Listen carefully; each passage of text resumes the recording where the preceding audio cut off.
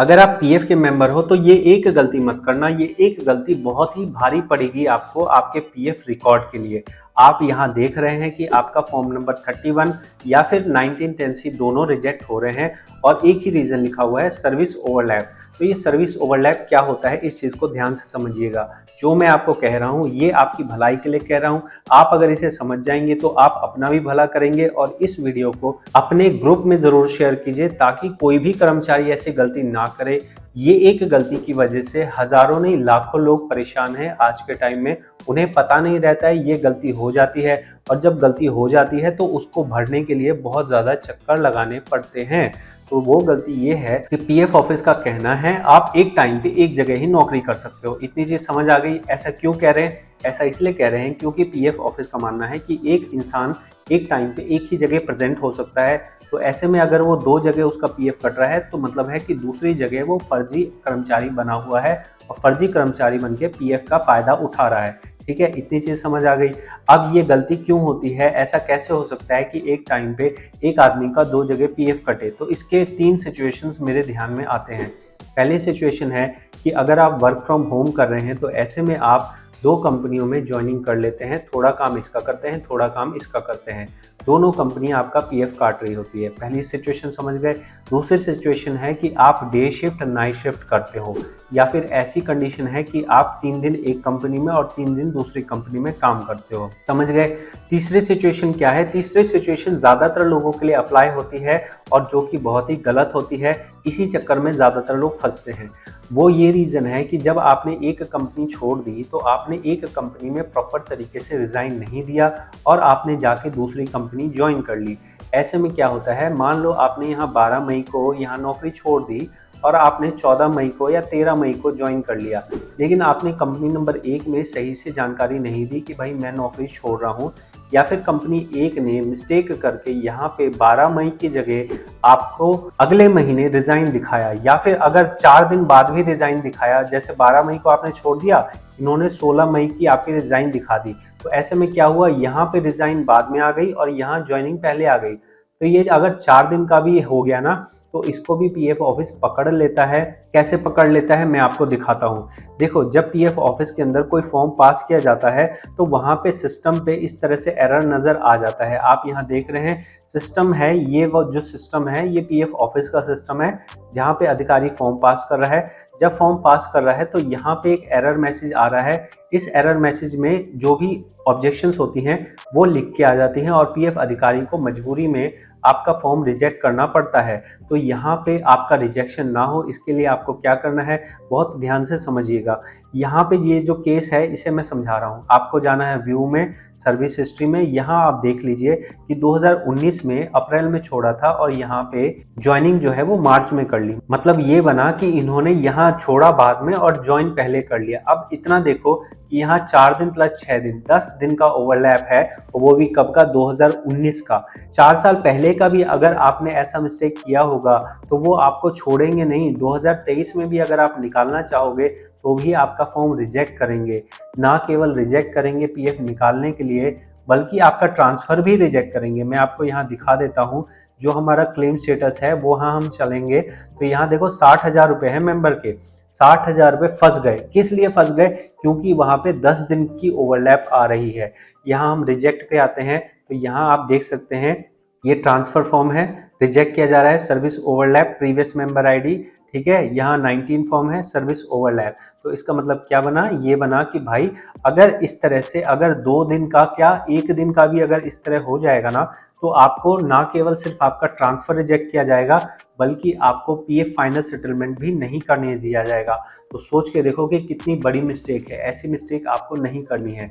अब इससे बचने के लिए आपको क्या क्या करना है, पहले बचने के लिए क्या करना है, और ऑलरेडी अगर आप गलती कर चुके हो तो आपको इसे ठीक कैसे करना है ये भी मैं बताऊंगा। तो सबसे पहली गलती जो आपको नहीं करनी है वो ये है कि एक टाइम पे 2 जगह आपका पीएफ कट रहा हो। अगर आपको एक टाइम पे 2 जगह नौकरी करनी है तो कंपनी को बता के रखिए कि भाई मैं ऐसे ऐसे 2 जगह नौकरी कर रहा हूँ। आपको लिखित में मेरे को देना पड़ेगा कि मैं आपका जेन्युइन कर्मचारी हूँ, तभी जाके मेरा पीएफ ट्रांसफर होगा या फिर मैं फाइनल सेटलमेंट कर पाऊंगा। इतनी चीज समझ गए। यहाँ पे आपको दोनों कंपनी से लिखवाने की जरूरत पड़ सकती है। ठीक है, दूसरी गलती क्या नहीं करनी है, अगर आप मान लो ऐसा कर रहे हो कि एक जगह नौकरी छोड़ दी, तो कृपया करके लिखित में उन्हें दे के आइए कि मैं इस तारीख को छोड़ रहा हूं, और कोशिश कीजिए 2 दिन 4 दिन बाद ही अगली कंपनी में ज्वाइन करने की। और यहाँ कंपनी नंबर 1 का बहुत ध्यान रखिए कि क्या उन्होंने आपकी एग्जिट सही डाली है। अगर उन्होंने एग्जिट गलत डाली है तो आप 2019 के अंदर ही उनसे करेक्ट करवा सकते थे। कैसे करवा सकते थे? ज्वाइंट डिक्लेरेशन फॉर्म से। लेकिन सोच के देखो, अब अगर ये 2019 का आज जाएंगे 4 साल बाद, तो ये क्या कंपनी नंबर 1 इनका ठीक करने के लिए बैठी होगी? नहीं बैठी होगी। तो ये गलती बिल्कुल नहीं करनी है। अगर आप एक से ज़्यादा कंपनी में काम करते हो, ये प्रॉब्लम आएगी। अगर आपकी एग्जिट गलत डाल दी गई है तो उसको ठीक करा लो। और अगर मान लीजिए कि आपने एक्चुअल में ऐसा किया है कि भाई 2 महीने, यहाँ तो सिर्फ 10 दिन नज़र आ रहा है, ऐसा हुआ है कि 4 महीने तक आपने किया है कि 2 कंपनियों में काम किया है, तो अब होगा क्या? अब होगा क्या समझ लीजिए। अब होगा ये कि आपको कंपनी से लेटर लिखवाना पड़ेगा। क्या लेटर का कोई फॉर्मेट है? पीएफ ऑफिस वालों ने कोई फॉर्म बना रखा है कि ये फॉर्म भर दो और हम आपका कर देंगे? नहीं, फॉर्म नहीं बना रखा है। यहाँ पे पीएफ ऑफिस ऐसे ही है, जब उन्हें पता है कि हजारों लोगों को ये प्रॉब्लम आती है तो उन्हें एक फॉर्मेट बना देना चाहिए। लेकिन इससे ना उनकी तनख्वाह पे कोई फर्क नहीं पड़ेगा, इसलिए वो इतना दिमाग नहीं लगाते। वो बोलते हैं जाने दे, जिसको है परेशानी वो अपना समझेगा, जाने दे। तो यहाँ बहुत ही एक सब्जेक्टिव चीज़ हो जाती है कि ये जो अधिकारी, मान लो ये पीएफ अधिकारी है, तो ये पीएफ अधिकारी क्या आपसे लिखवाना चाहता है, इसका कोई फॉर्मेट नहीं है।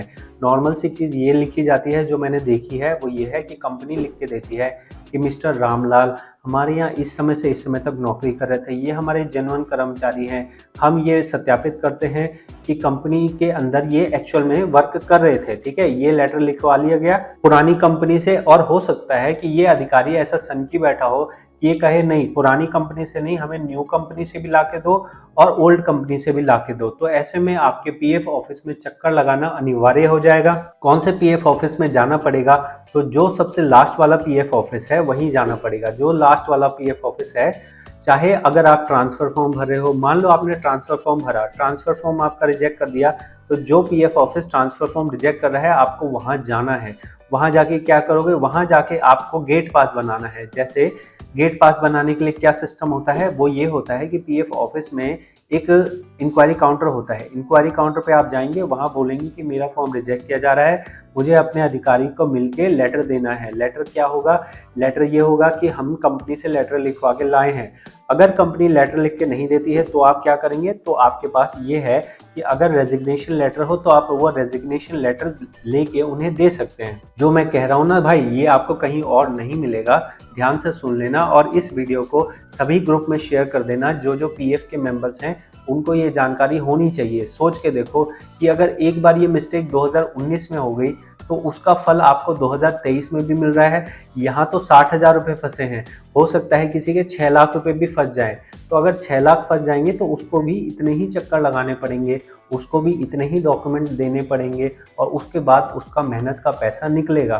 तो यहाँ पे जो मैं कह रहा हूँ बहुत ही इंपॉर्टेंट है, इसलिए मैं आपको ये चीज़ बार बार कह रहा हूँ। ठीक है, तो रेजिग्नेशन लेटर लेके पीएफ ऑफिस में दे के आना। ये जो अधिकारी हैं इनके दिमाग के ऊपर है कि ये क्या संतुष्टि होती है इन्हें। उसके बाद जब संतुष्टि हो जाएगी उनको, फिर जाके आपका ये 1910C या फिर फॉर्म 13 जो है वो पास करेंगे। तो ये चीज़ जो मैंने आपको समझाई है, उम्मीद करूंगा आपको समझ आई होगी। 10 में से इस वीडियो को कितने नंबर देंगे कमेंट में लिख दीजिए। और अगर आप इस चैनल को सपोर्ट करना चाहते हैं तो मुझे सब्सक्राइब कर दीजिए, क्योंकि यहाँ पे देखो, समझो मैंने ये आपको अच्छी चीज़ बताई, आपको समझ आ गई, लेकिन बाकी लोगों को अगर नहीं पता लगेगा तो वो तो ये मिस्टेक करेंगे ना। तो इसके लिए मैं आपको ये कह रहा हूँ, इस चैनल को सपोर्ट करो। ये अच्छा चैनल है, इस पे जब ज़्यादा लोग जुड़ेंगे तो ज़्यादा लोग इस तरह की गलती नहीं करेंगे, और जब ये गलती नहीं करेंगे तो उनका पैसा सुरक्षित रहेगा। यही इस चैनल का उद्देश्य है। इसके अलावा अगर आप पीएफ ईएसआई कंसल्टेंट बनना चाहते हैं तो मैं कोर्स भी देता हूँ, जहाँ मैं आपको पीएफ ईएसआई की हर चीज़ को सिखाता हूँ। आप उस कोर्स को ज्वाइन कर सकते हैं। मिलते हैं अगली वीडियो में। बहुत बहुत धन्यवाद।